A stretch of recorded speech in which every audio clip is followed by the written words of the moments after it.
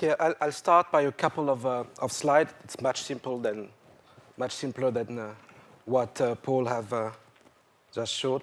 So I'll start by a couple of visuals to illustrate what Paul explained yesterday and also a little bit today about the last mile of the supply chain that tend to get lost in translation. Along the chain, there are multiple actors that intervene.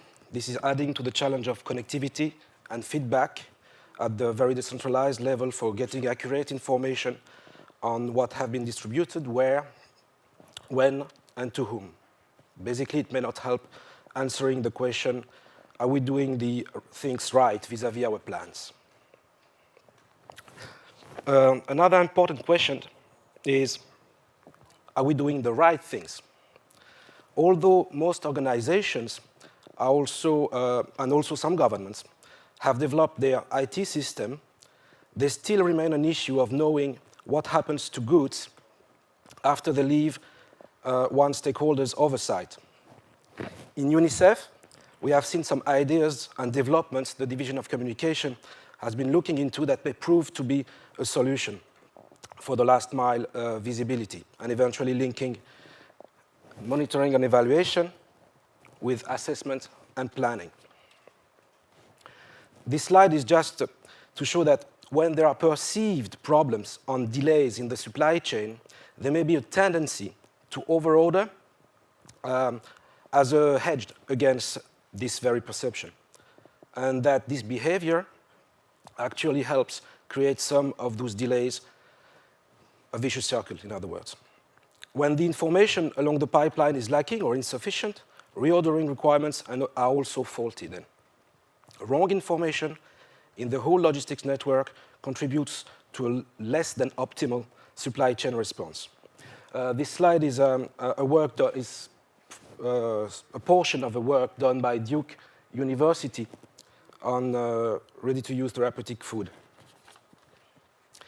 So to sum up so far, we could retain a few keywords: trust among partners in the supply chain, collaboration between those partners, technology as an enabler to cover the whole supply chain in an environment where connectivity and also exposure to technology is, say, a challenge, to be simple.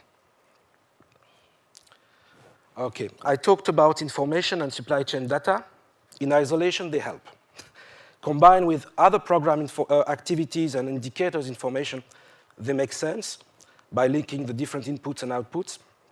But analyzing them and making the results visible in a non-traditional way, meaning words, graphs, and tables, can be very powerful.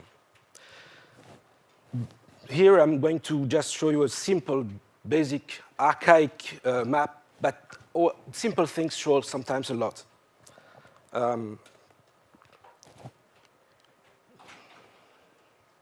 So infrastructure, road infrastructure, population, health centers in the country, just that shows something, maybe some gaps, access to health facilities.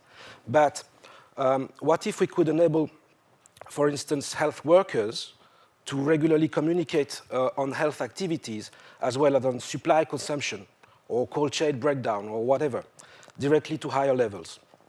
This would be a breakthrough in quality monitoring, evaluation, and assessment too. So if we combine, for instance, static data, semi-static data, very highly dynamic data from the most decentralized level in a visual way, well, I think it can tell us a lot. Basically, with adapted, robust, and sustainable technology as an enabler, again, for better supply chain visibility and collaboration, we could also, and more quickly, correlate supply outputs, outcomes, impacts to program strategies, outputs, outcomes, and impact. Linking, for instance, I don't know, mortality rate related to malaria with availability, but also use of bed nets, for instance, or other products, and whether they are fit for the purpose. Thank you.